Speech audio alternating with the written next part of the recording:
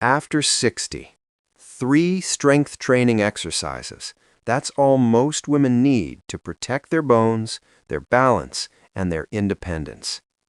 Did you know that after 60, just 3 simple daily exercises can help you stay strong and move without pain?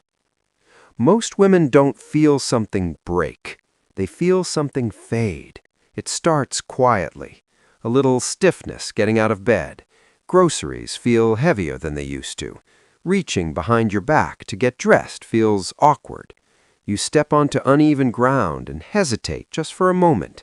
That hesitation matters because these are not random aches. They are early warning signals, signals that certain muscles, deep, protective muscles, are weakening. And when those muscles weaken, bones follow, balance follows, confidence follows. I've spent over 30 years as an orthopedic surgeon treating women over 60. I can tell you this with certainty. Loss of independence rarely begins with a fall. It begins years earlier with muscle loss no one explained to you. Here's the part most people get wrong. You were probably told to walk more, and walking is good for your heart, your mood, your circulation. But walking alone does not protect your bones, it does not stop muscle loss, and it does not train your body to catch itself when you stumble. That's not opinion, that's physiology. After age 60, women lose muscle mass at a faster rate than men. The medical term is sarcopenia. Research from the European Working Group on Sarcopenia in Older People, updated in 2019, showed that adults over 60 can lose up to 1 to 2% of muscle mass per year, and even more strength than that. Strength goes faster than size. At the same time, bone density declines. A 2020 study from the National Osteoporosis Foundation reported that 1 in 2 women over 50 will break a bone due to osteoporosis in her lifetime. That sounds alarming, but stay with me, because here's what matters. This decline is not inevitable, and it is not too late. What's incomplete about most advice is this. It focuses on activity, not resistance. Movement without resistance keeps you busy. Targeted resistance tells your bones and muscles to stay alive. Your body is listening, even now. When muscle pulls on bone, bone responds by strengthening. That's basic biology, and it works well into your 70s, 80s, and beyond. The problem isn't age. The problem is that no one showed you which muscles matter most or how little time it actually takes. In this video, I'm going to walk you through 3 specific strength exercises every woman over 60 should be doing. No gym, no expensive equipment, low risk, high return. Each one protects a different system, your bones, your balance, and your ability to get up, move, and stay steady. And I want you to know this up front. The most important insight, the one that makes everything else work better, comes at the end. You'll find all study links in the description. Before we begin, share with us in the comments your age and where you're watching from.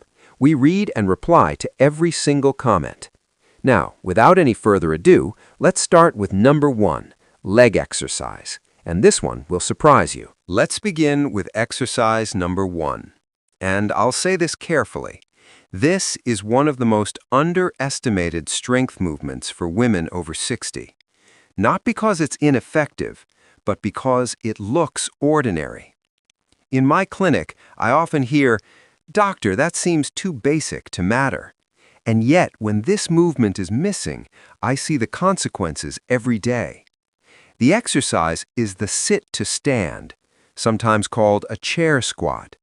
Most people think of it as just standing up. But from an orthopedic perspective, it is one of the most important lower body strength tests we have. The primary muscles involved are the quadriceps, the gluteus maximus, and deep hip stabilizers. Secondarily, the hamstrings, the core musculature, and even the ankle stabilizers are working. These muscles control nearly every essential daily task: standing up from a chair, getting off the toilet, rising from a car seat, stabilizing yourself when you lean forward to pick something up. When these muscles weaken with age, something subtle happens. You begin using momentum instead of strength. You push with your hands, you rock forward, you hesitate before standing. That hesitation is not weakness, it's your nervous system sensing instability, and instability is where falls begin. In 2014, a study from King's College London followed women aged 65 to 80 who performed structured sit-to-stand training. After 12 weeks, they showed a 34% improvement in lower body strength and a significant reduction in fall risk markers, including delayed reaction time. Not gym training, not machines, just this movement done correctly. Now let me show you how to do it safely. Imagine a sturdy chair behind you. You stand with your feet about hip-width apart, toes facing forward, not turned out. Your weight is evenly distributed across your feet. Before you move, gently brace your abdomen as if you were preparing to cough. Nothing forceful, just awake. Now slowly sit back as if you're reaching for the chair. Your hips move first. Your knees bend naturally. Your chest stays tall. Lower yourself for a count of 3 seconds. Not collapsing, controlled. Lightly touch the chair. Don't relax into it. Then press through your heels and stand up over 2 seconds. No locking the knees at the top. Just tall, steady standing. Start with 8 repetitions. Rest, then do 1 more set. That's enough. This can be done 3 to 4 days per week. If balance is a concern, place the chair near a wall or counter. You can lightly hover your hands nearby, not pulling, just reassuring the nervous system. Progression is simple and safe. First, increase repetitions to 10, then 12. Later, you slow the lowering phase to 4 seconds. That increased time under tension strengthens both muscle and bone. Why do orthopedic surgeons recommend this movement? Because it loads the hips and femur, critical areas for fracture prevention. Because it trains the exact pattern required to recover from a stumble. And because it preserves dignity. Being able to stand up without assistance is one of the strongest predictors of long-term independence. I've watched patients regain confidence simply by mastering this again. Not confidence from motivation, confidence from capability. And here's an important clarity check before we move on. If you're watching this and realizing, I use my hands every time I stand, that's not a failure, that's information. And information is where improvement begins. If you've been finding value so far, take a moment to like this video so more seniors can find it, and consider subscribing. We share clear, science-based guidance like this every day, quietly, carefully, and with your independence in mind. In the next exercise, we'll address something walking never touches, the muscles that protect your pelvis and spine when balance is challenged from the side. This one is often avoided, but when done correctly, it changes how stable you feel on your feet. Now, let's move to exercise number 2. This one is quietly powerful, and it's often skipped, not because it isn't effective, but because people don't understand what it protects. This exercise targets balance from the side. Most falls don't happen straight forward or backward. They happen laterally, when the body shifts unexpectedly to the left or right. The movement is the side leg raise, performed standing. Clinically, this exercise strengthens the gluteus medius and gluteus minimus, muscles many people have never heard of, but every orthopedic surgeon pays attention to. These muscles stabilize the pelvis during walking. They keep the hips level when you step onto one leg. They protect the spine from excessive side bending. Every time you take a step, one leg is supporting your entire body weight. If these muscles are weak, the pelvis drops slightly. That drop may feel small, but it alters balance and joint loading with every step. Over time, this contributes to knee pain, hip strain, and lower back fatigue, and more importantly, it reduces your ability to recover when balance is challenged. In 2016, a study from the University of Sydney examined lateral hip strengthening in women over 65. After 10 weeks, participants showed a 41% improvement in lateral stability and significantly improved single-leg balance time. That translates directly to fewer falls. Here's how to do it correctly. Stand next to a sturdy chair or countertop. One hand rests lightly on it, not for support, but for confidence. Your standing leg is straight but relaxed. Your torso is tall, no leaning. Slowly lift the opposite leg out to the side, only about 12 to 18 inches. Higher is not better. Keep your toes facing forward. This is critical. Lift for 2 seconds, pause briefly, then lower slowly for 3 seconds.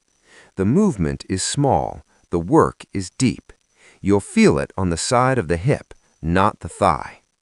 Start with 8 repetitions on one side, then switch. 1 to 2 sets is enough at first. This can be done 3 days per week. If balance feels uncertain, reduce the range. If fatigue sets in quickly, that's expected. These muscles are often undertrained. Progression is gradual. First, increase repetitions to 10 or 12. Later, slow the lowering phase even more. Eventually, you may try lifting without holding on, but only when ready. Why do surgeons recommend this movement? Because it trains pelvic control, the foundation of safe walking. Because it reduces uneven loading through the hips and knees, and because it improves balance recovery when you're bumped, jostled, or step on uneven ground. Here's the emotional truth I see often. Many women stop trusting their balance before it's truly gone. They avoid uneven surfaces, they shorten their stride, they hold their breath when stepping sideways. This exercise restores trust, not through encouragement, but through capability. You feel steadier because you are steadier. Now, we've strengthened the muscles that help you rise. We've stabilized the muscles that protect you from side-to-side imbalance. But there's one more system we haven't addressed yet, the one that tells your body where it is in space, the one that reacts faster than conscious thought, the one that often determines whether a stumble becomes a fall. The final exercise brings everything together, muscles, bones, and the nervous system, and it's the most important one of all. Now we arrive at exercise number 3, and I want you to listen carefully here, because this is the exercise that ties everything together: bone health, balance, and the nervous system. This is the one most people avoid, not because it's dangerous, but because it reveals weakness honestly. The exercise is single leg standing, performed in a very specific, controlled way. From a medical standpoint, this is not just a balance drill. It is a neuromuscular integration exercise. It trains how the brain, muscles, joints, and inner ear communicate in real time.